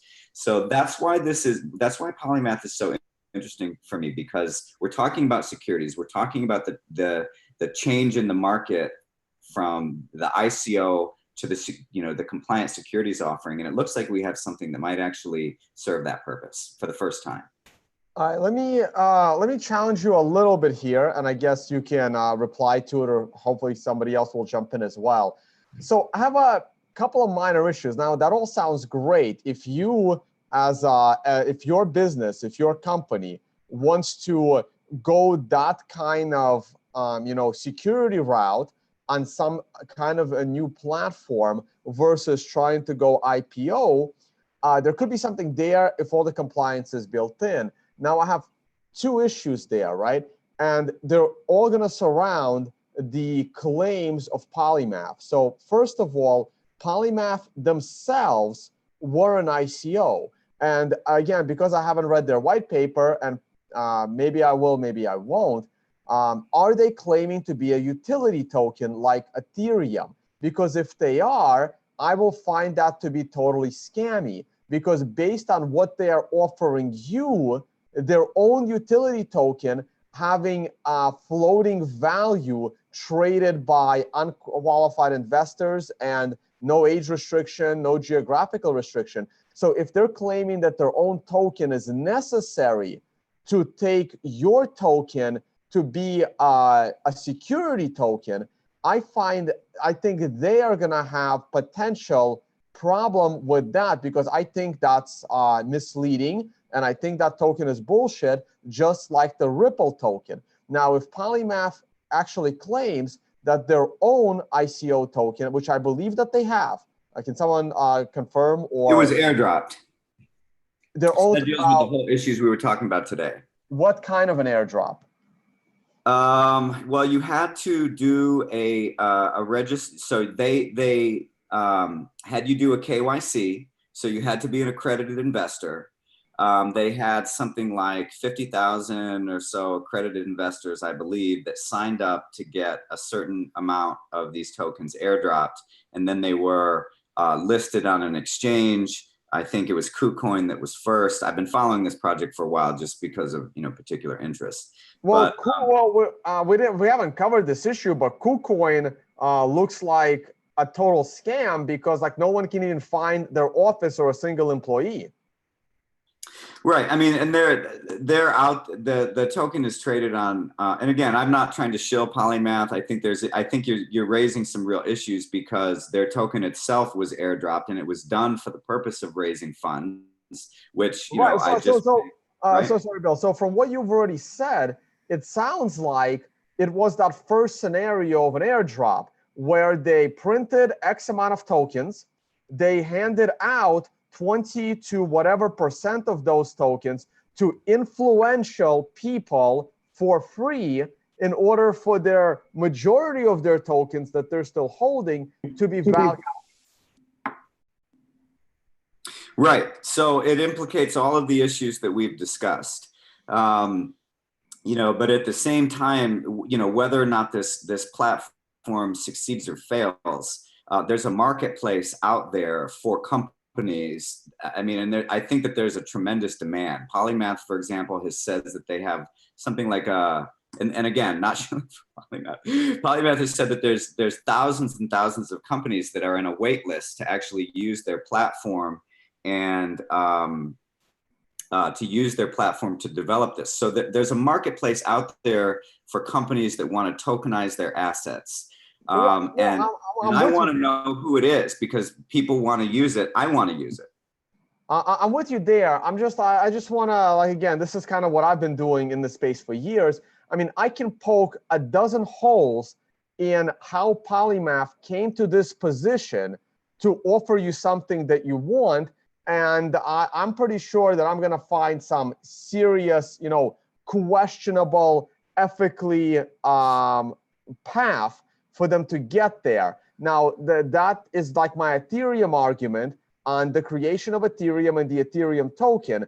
And that is a completely separate argument on whether they're offering you something that is A, innovative, and B, could cause you harm. Because here's an example. So I've already poked some holes. Again, I don't know the details of their airdrop, but I think I've poked enough holes in how they got to this position. Let's say they're in this position and they're gonna do what you want them to do. You wanna basically like go public on their system instead of going through the whole IPO process. My issue with that is, are they providing a centralized platform or a decentralized one? Because it sounds like they're providing a decentralized platform for you to securitize as a new, you know, as with the latest innovation. And I can challenge, and I have developers that will challenge the fact that they are selling you bullshit that it's decentralized, when in reality, it's centralized by Polymath. In addition, do you really want to go this securitization route through something like crypto and a blockchain? Because if some investor buys up 5% of your coin, some investor now owns 5% of Rustus Law Firm. Now, you may know who that person is at the start, but they can resell that without any KYC to an anonymous holder, and then that holder could potentially claim or potentially lose all of that, right? So are you, if actually, no, that's one of the things, and I'm not talking about Polymath in particular, but that's one of the issues that, and I'm going to stop talking. It looks like Justin really is very interested to chime in here, maybe Manny as well, you know, but that's one of the things that any token platform that is going to tokenize securities is going to have to deal with. It's my understanding, at least, that Polymath puts transfer restrictions on it. So no one who is not permitted, either because of jurisdiction, because of the amount of investors that you can have, or threshold ownership limits like a 5% stake, all of that can be built into the token. It has to be built into the token if you're going to have something that's going to be compliant to trade securities. This is, and that's what everybody's trying to do. It's like building a house, right? So if I want to build a house, all these platforms, some of them have good roofers, some of them have good plumbers, but there really doesn't seem to be a general contractor out there yet that can bake all of these things into a token. What's exciting for me is that Polymath seems to be the only one that can build a complete house. And if there's others out there, I want to know what they are. I've interviewed them all. And unless you're going to go with some bespoke software platform and some VC fund that keeps these tokens in a walled garden and they're not freely tradable, because that's the next step, is you're going to be taking these things onto exchanges, right? Because they're securities. So the exchanges, they have to be fungible and they have to have fungible properties so that exchanges can trade them. But that's all I'm going to say about it. Right. Yeah, let's get Justin, let's get you in here. But again, I just want to make it clear that I can spend all day talking about how Polymath got here. And then I can spend all day talking about how Polymath isn't really offering you anything, because they can't offer you to securitize on a blockchain, because then half of your stock or I guess your monetization, like if it's a blockchain, that people can lose it, it can be hacked from them. They're better instruments on the blockchain. So otherwise they're offering you a centralized platform where you can't do that. And then what the hell are they really offering if it's another centralized platform? How is it different than the New York Stock Exchange? Right. So I think William brings up a good point, which is the market right now is demanding a centralized platform, frankly, to go and facilitate the transmission of securities, securities tokens, but just this securitize everything sort of mentality of where we're going, right? Everything is going to eventually be tokenized. Shares in paintings or royalty rights or dividends or what have you is going to eventually be tokenized, and with the hope that eventually there's going to be some liquidity in those markets. But right now they're not there. And you've seen a lot of security tokens issued with the hope that eventually there will be some liquidity, and Polymath is trying to solve that problem. So I think there are benefits to having these types of platforms. Tone, one thing that I wanted to say, and I think it's nice that we have this tweet on the screen, and I assume the attendees can see this as well, is that just check out the last one. Coral, first public security token on Polymath, will be accepting Poly tokens for their security token offering at a 20% discount. Now, what does that tell you? It tells you that it's an attempt to create value in the Polymath token by leveraging the first couple security tokens that they're going to be offering on their platform. So when you're talking about ethically questionable sort of uses of this Poly token and trying to trace who actually owns what percentage of these Poly tokens and how they were distributed, I think this is where it's going to be a little controversial. And I'm sure the second and third generation of these types of platforms are not going to be having these types of incentive programs, and likely not having these proprietary tokens as well, because it makes things a lot more complicated in terms of disclosure requirements, in terms of tracing exactly who's benefiting from these transactions. Anybody else want to jump in, or before we move on to Michael Terpin? Yeah, just quickly. I mean, I think it. I'm sorry. Go ahead. Go ahead, Sasha. Oh, thanks. I was just thinking, even for a tax perspective, having the other token in there as a middle layer makes it really difficult to calculate. So it's, then you have to bring both back to US dollars rather than just one thing back to US dollars. And I watched their little video, Polymaths, and it was a good video. But one thing they said was that the tokens are able to, they're like they can do the KYC really easily. Like they have, it almost made it sound like it was some kind of programmable KYC, and I wasn't sure how that would work. Yeah, one of the last things I want to mention was, it's very interesting and intriguing, but if they're purely going to be utility, I think they conflate issues and potential conflicts in terms of using their token.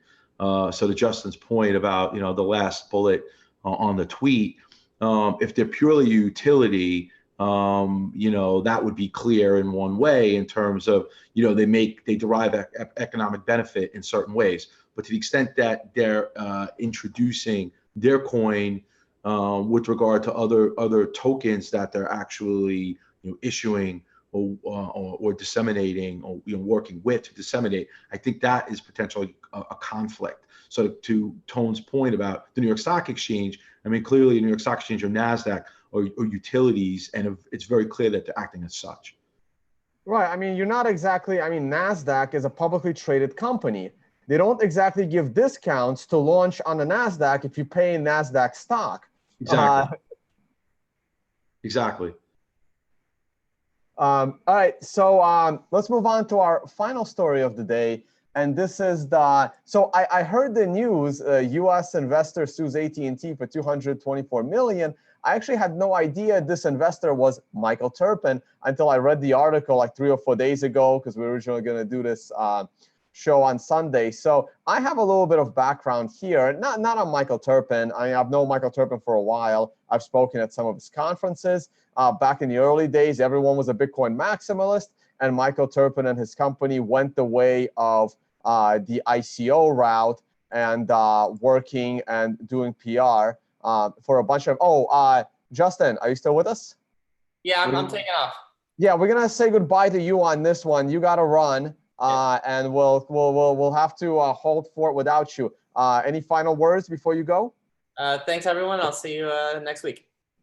Awesome. Bye, Thanks, man. Justin. Bye. So Michael Terpin and his company went on the PR route for a lot of these ICOs, and it's a pretty lucrative venture. I mean, he was an early Bitcoiner before. So at first, it sounds like he got hacked for $224 million. But as you read the article, he got hacked for $24 million, and then he's suing AT&T for an additional $200 million in punitive damages. And Bitcoin.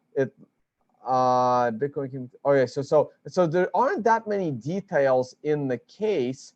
Here's the actual case. Again, this is a lot of reading. I don't know how the hell you lawyers do it. I don't have time to read all of it. I believe at least Sasha, you read it because you have written a Medium post about it. So I'll let you go first, and then we'll have Adela jump in. I haven't heard from her in a little while in the last couple of stories.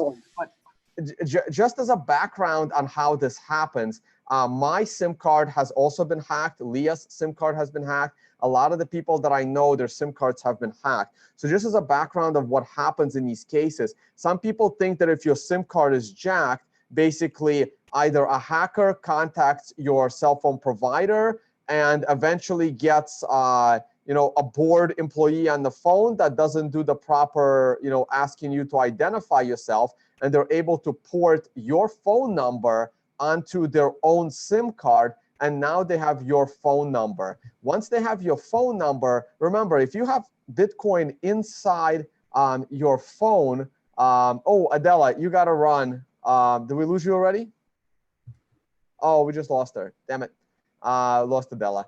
That's unfortunate. Okay, so if you have any kind of crypto on your phone, they have no access to that by stealing your phone number, because that Bitcoin is it's like a hardware storage device. They got to have the device in their hand.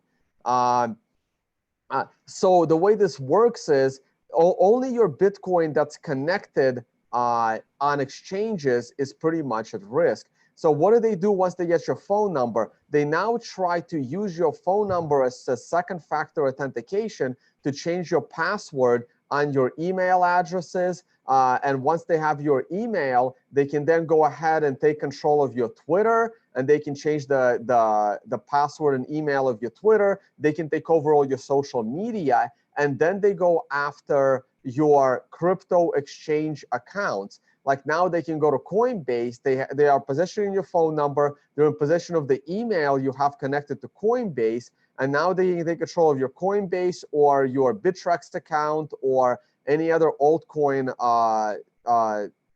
exchange account. And now they're you, and they withdraw all of that Bitcoin. So when my phone number was hacked, because I have no Bitcoin outside of cold storage, my Bitcoin was never at risk. And I hate using my phone number for two-factor authentication. So I was able to recover my phone number somewhat quickly, and not much was at risk. They probably could have taken over my YouTube channel. They probably could have gotten into my YouTube account once they have my phone number and try to convince YouTube that they're me, and change the password of my entire YouTube account and my Gmail. But I don't use Gmail for that either. I use Proton Mail, which is not connected to my phone number at all. So that's basically how it's done. I'm assuming that's what happened to Michael Terpin. That's how they stole $200 million worth of altcoins, mostly from him, I'm guessing. Probably a good chunk of Bitcoin, a lot of altcoins, because sometimes the only place to hold those altcoins are on those exchanges. And I will say that from my conversations with people whose phone numbers got hacked, it seems like a lot of these phone number jackings are actually happening by internal employees at these phone companies, and there is almost nothing you can do about that, right? You can put all of the protection on your account you like from external people calling AT&T, but there's nothing you can do about an AT&T database admin from giving that phone number to someone else, and all of a sudden it's like, and then they put the blame on some guy working in India of phone support. All right, I'll end it here. I guess, Sasha, let's start with you on, does Michael Terpin have a $200+ million case against AT&T for this? I mean, it's a lot of punitive damages in there. His compensatory damages would be 24 million. That's what was stolen. And then he's going for 9 times the compensatory amount in punitive. In order to get punitive damages, you have to show some gross negligence, willful, wanton misconduct. And in Florida, they have a cap of 3 times your compensatory. But obviously they must not have that cap in California. So I don't know if he'll get that full amount, but I think he does have a good case. And I think he lined himself pretty, he got a really, really good lawyer. I know a lot of people have had this happen, and it's been something that's hard for law firms to take on, knowing that these companies are giants and they're gonna have a lot of resources to fight against it. And it's probably gonna take a long time, but Mr. Terpin has, the capabilities to actually bring this lawsuit. And the firm he hired, that Pierce O'Donnell, the lawyer, was named one of the most influential lawyers in America. One of the top California entertainment lawyers. And in this case, it happened twice to Mr. Terpin. He first got hacked in 2017, in I believe it was June, and then it happened again in January of 2018. And after the June hack, AT&T guaranteed him that they were putting a special passcode on the account so that anyone at a store would not be able to port the phone number without contacting him and his wife. And it shouldn't have been able to happen. So he relied on that from them, that it was protected now and it wouldn't be able to be ported again. And that was false and misleading statements. So that's where a lot of the lawsuit comes from, is from them lying to him, saying that they had certain security capabilities that they didn't have. And AT&T, I guess, lost 280,000 of their customers' data to hacks like this. And when it was investigated, it was found that a lot of the employees were working with the hackers to get this. So I think it's pretty negligent that they don't have some kind of like multi-signature type of feature on there so that the employees can't be porting the phone numbers. They should need 2 or 3 people to come on and look at it, review it, click it before it can be ported. Some kind of a manager override, something like that would not be hard to set up, but they haven't done it. They've known that people have been getting hacked in this way for, many years now. So it is pretty negligent that they haven't done that. And, I really hope he does win this lawsuit. I think these types of hacks, yes, certainly people should be keeping their Bitcoin in cold storage. And if they were, this couldn't happen. But we know people are using, people are getting their money stolen this way, and it is AT&T's fault. And AT&T in their customer agreement, the complaint really goes through that a lot, looking at all the things that they disclaim. They take, there's no liability on them in this agreement. And one of the issues is no one can negotiate the agreement. You just have to accept it if you want a phone. So in the agreement too, though, there is an arbitration clause, and I'd love to hear Bill and Manny's take on how that's going to play out. I know Drew was adamant in the chat that this will end up in arbitration, that the agreement will hold, and that the public policy argument that the agreement that Mr. Terpin had with AT&T, that it's the agreement is void because it's a gross violation of public policy, and therefore unenforceable because there's so much illegality in the contract. Hopefully that holds up and we can keep this in court, because I think a jury would certainly be sympathetic with the plaintiff here. That's my overall take on it. Mind, I'd like to jump in because I have to go. I'm in a regatta manning the Spinnaker very shortly. So very nice. I think, generally, if I would this is a case I would take on contingency. Let's just say that. I think that it is a good case. I think the conduct here was fairly egregious. The big issue is going to be the arbitration clause. AT&T has repeatedly had their arbitration clause tested in court, and it has withstood scrutiny. So I don't know why it would not withstand this time, but it raises a larger issue. This case was brought on an individual basis, not as a class action. There's multiple reasons for that, but one of them is that what we see in almost every contract in this country now is arbitration clauses that waive class action, the right to participate in a class action. And I find that to be very unfortunate. Even the Supreme Court has, some justices on the Supreme Court have said that look, only a lunatic will sue for $100 or $500. You can't get an attorney to represent you. They're really licensed to steal clauses.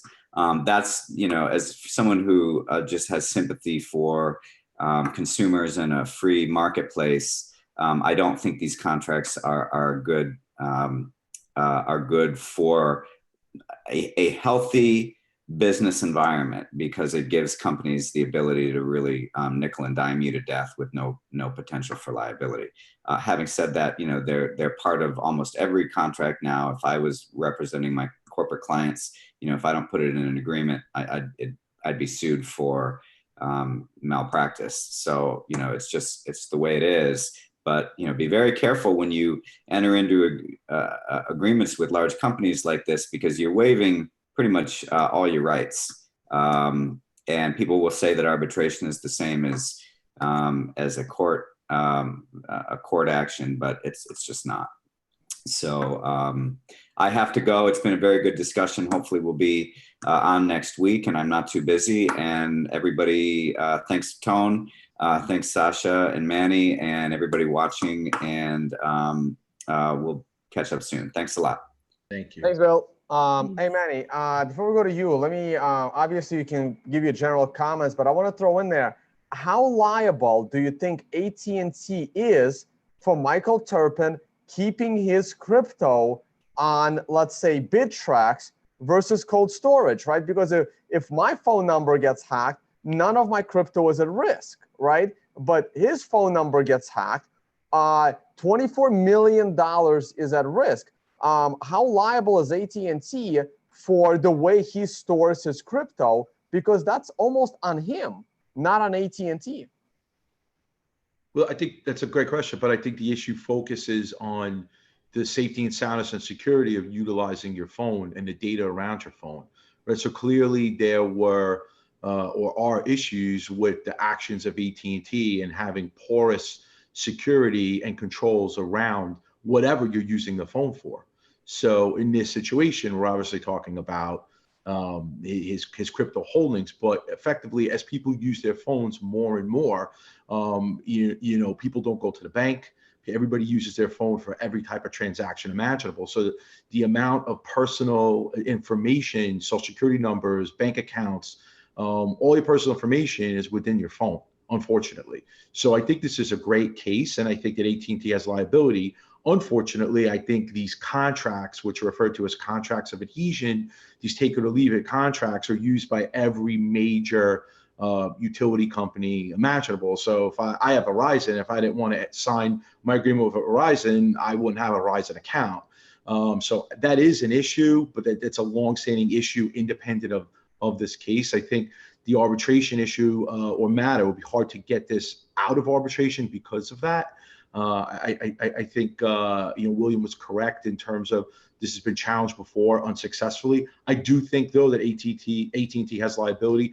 I'm not sure if the punitive damages would hold. They seem excessive, but I think this is a great question. As we use more and more apps for financial services, we have, for example, I have an account at a major exchange, and I use an app to transact. I'm very concerned in reading the details of this case. Regardless of the controls that exchange has, in me getting my information to that exchange and communicating with that app and that exchange through my phone, now I feel like I have potential exposure that someone could hack into my information. And if it's an AT&T employee, I think that's obviously much worse for AT&T.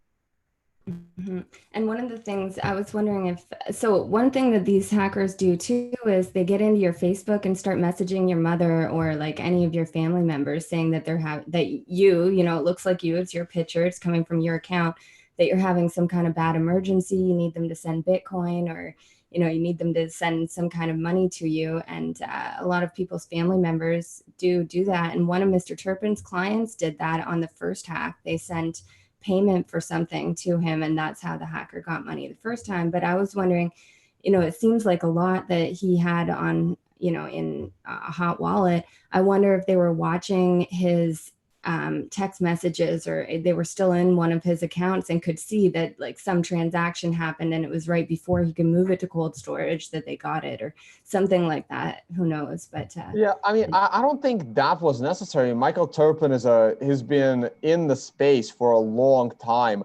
I think the only thing they were looking for is just trying to figure out which exchanges. Again, I'm guessing, I know nothing about the details here, but if I was the hacker, all I would need to know is which exchanges is he using, which shitcoin exchange do I think he's holding all of those ICOs? Is it Bittrex? Is it, whatever, KuCoin? Is it some of the other ones?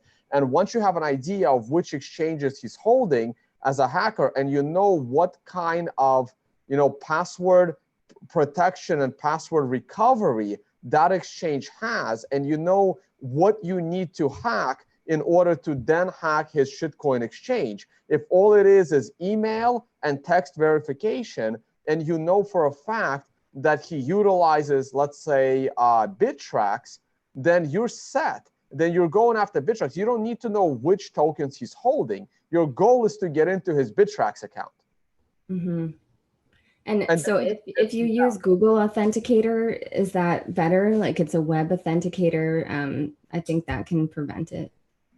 Yes, that is a better option for you to use Google Authenticator. But again, I don't use any of that stuff because I don't actually use exchanges. And I have, I have internal apps. Like, for example, my trading account, my real trading account, not crypto trading account. I have an app from my broker on my phone, and that is my two-factor authentication, a native app of that account. And if my phone number gets hacked, they don't have my app, they don't have my cell phone, and they would still need a password that I have for two-factor authentication. So those are the ones that I like to use when I have a bunch of money at risk. And this is another reason why I only have Bitcoin, and it's only in cold storage. But even like, I think the two-factor, even for your Gmail, like if they got into my work email or something like that, or even the Facebook, like you can now put Google Authenticator on all your Gmail products, your YouTube, you can put it on your Skype, your Slack. So it's a good idea just to put it on everything. I know. In the early days of web wallets, I remember when you used to create blockchain.info wallet back in 2013, and I think as late as 2014, and you wanted to do a backup, they would email you your private key right into your email. And then all a hacker has to do is hack your email accounts and then start doing Google like searches inside your email accounts if you have blockchain.info, and then boom, you got somebody's private key from 2013. I think they figured out this is problematic, and they completely overhauled that system, I think in early 2015 or 2014. But I remember those days, and that was very easy to hack. And you are absolutely right, by the way. Once they have access to your social media, they start private messaging your friends that they know also have Bitcoin, and they email them at like an inconvenient time, and they say, hey, listen, I'm in a bind. Can you please send me 3 Bitcoin? I'll pay you back next week. I promise. I'll even give you some interest.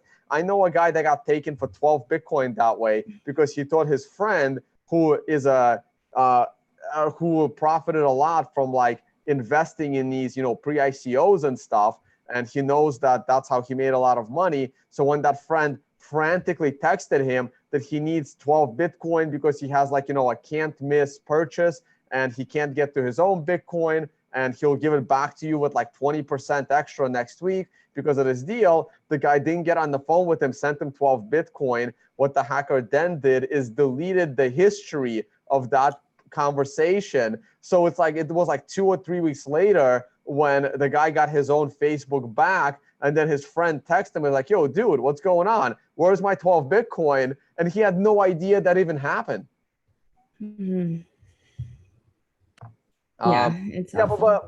but again, like, I think he has in my opinion, I honestly think that if I was AT&T, I would have an easier time fighting the $24 million that he lost, because I don't think me as a cell phone provider should be responsible for how you hold your crypto on unregistered exchanges and you're holding a bearer asset. The $200 million punitive charge, based on the fact that he was caused harm and they promised him that this can't happen, I think that has a better standing. Obviously, they're going to negotiate something in the middle through arbitration, maybe even closer to the bottom half of that middle.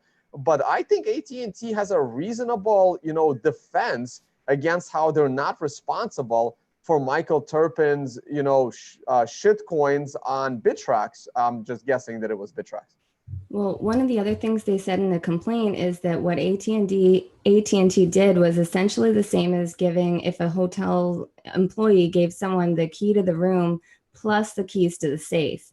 And I see it as giving the key to the room, but I don't know how the keys to the safe come in. But I guess it's that issue that once they have the phone number, then they can get into any other accounts. Yeah, it's a real interesting case. I mean, it really is, because it's raising a lot of great questions, and it's really putting together a lot of different things that we've been talking about in terms of, exposure to the market, in terms of controls around, exchanges, controls around, your devices, to the extent you can do whatever you can do to the extent of protecting yourself and your identity, but you're really beholden to the controls that a giant like AT&T or Verizon as a utility has in place. And if they don't have those controls in place, even if they have a rogue employee, for example, when you think of the exposure you have, if rogue employees at AT&T, particularly if they're offshore, if they're contracted employees, what kind of situation does that potentially put you in? Yeah, that's some of the claims are for negligent hiring, negligent supervision, negligent training. And I think all those are winning claims based on, not allowing anyone that works at any store at AT&T to be able to port these accounts over. When the stakes are this high and they've had it happen so many times, they're certainly on notice. All right, guys, I think this was a great show. I think we're just at the 2-hour mark. We've lost our other 4 lawyers for this episode. Really wanted to get Adela's take on this. Maybe we'll get, hopefully early next week, we'll do a quick follow-up on this story like we did with InfoWars today and get her take then. Any closing thoughts, Manny, before we sign off? No, I really appreciate you taking the time. This was really a great discussion, and appreciate the opportunity to join you guys. Thank you.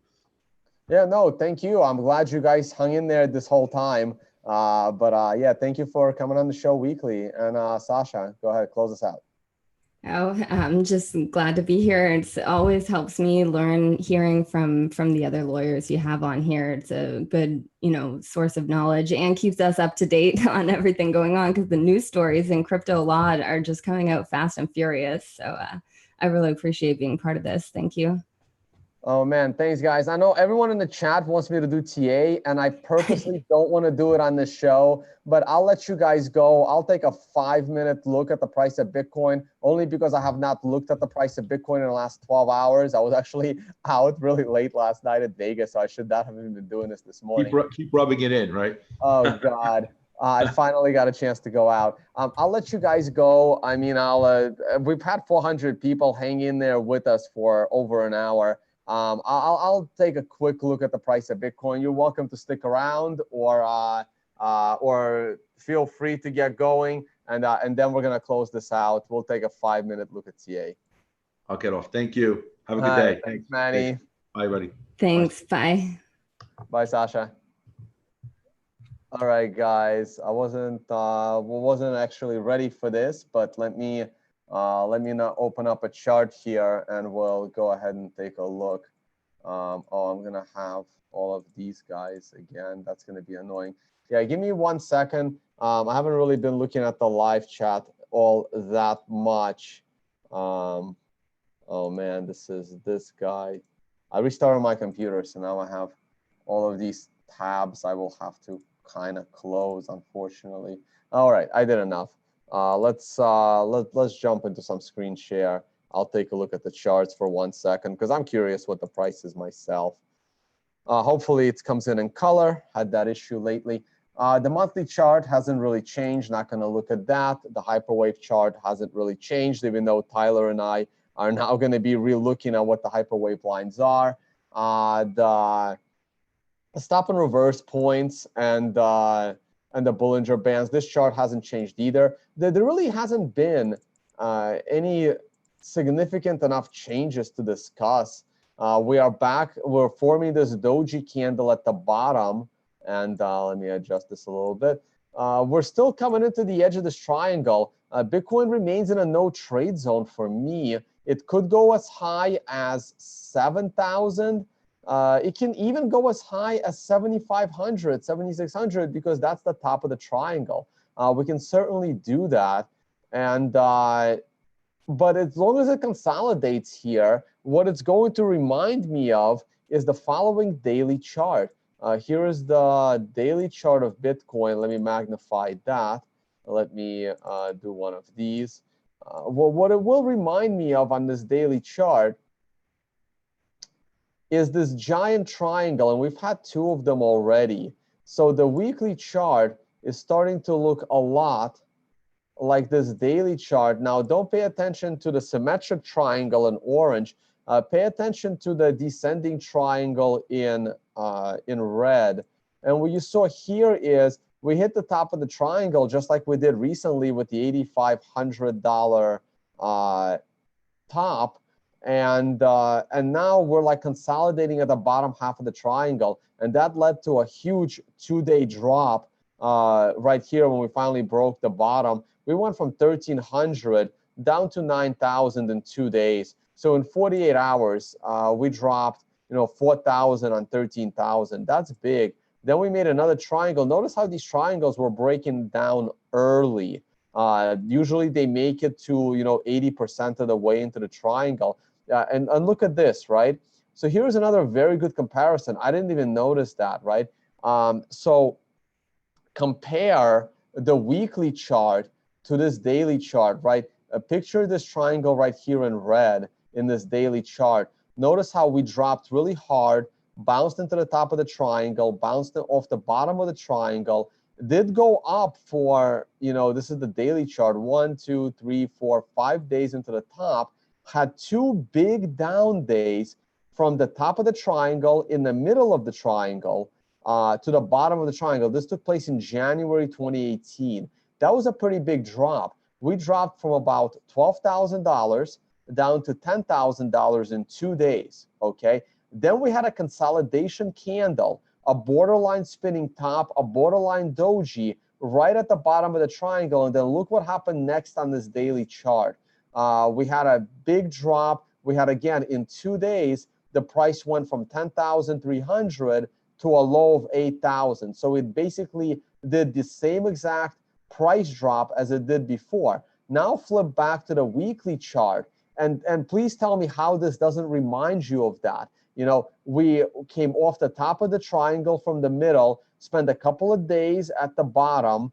We then spent about 4 or 5 candles. Sorry, these are weekly going up. Then we spent 2 big candles and we dropped, in these 2 candles, we dropped from 8,400 down to 63. So we dropped approximately the same $2,000 as that daily chart, right? And now we're having one consolidation candle. And I just noticed this. Maybe this will be longer than 5 minutes, but and I don't want to make this video too long. No one's gonna watch the law show, so I don't know why I got on this tangent. But just keep in mind that they look similar. Yeah, I actually want to end this. I don't want to spend too much time on this. As long as you're between this red line at 6,800 and this line at 6,200, I would not trade this. I would wait. I would wait for it to, get close, get higher, I wouldn't risk any bullish trades right now. Shorter term time frames, what do we got? We still have, your CMF went positive a little bit. That's a good sign. I think there's still way too many leverage shorts. I still think we are leaning bullish here to wipe out these shorts before the next leg lower. You're back in the bullish cloud, but it is a bullish cloud. And yeah, I'm leaning slightly bullish, but not enough to warrant any bullish trades. And I'm still medium term bearish and ultimate term bullish, of course. So I am going to be speaking at Block Show tomorrow, and also at in Chicago right after that. The Carnivory dinner, please go ahead and sign up. I should tweet this out. And after that, I'm in Europe. If you like my YouTube channel, if you like my work and you would like to support my work, you can attend one of my workshops if you want to learn how to trade. If that's not something that interests you, you can always support through the affiliate code program. And also Amazon, Amazon affiliate links. You don't have to buy the items I recommend because I use these items. You can also just, click on one of these items and buy whatever you like. And that does help support the channel. Been meaning to update these pictures. I already have new ones. And also, hey guys, please check out the audio podcast and please rate the audio podcast. That helps out a lot. It will rank me higher amongst the Bitcoin audio podcast when people search for like my name or Bitcoin. And that would help out a lot. Even if you don't listen to the audio podcast, it would be great if you can go to iTunes and rate the audio podcast. That would help out a lot as well. All right. Hey, guys, thank you so much for tuning in, for hanging in there with us for the Law Show. I'm still in Vegas. I'll be here for a few more days and then off to Chicago. All right. Thank you so much for watching, and see you all tomorrow for a Bitcoin brief. Bye, guys.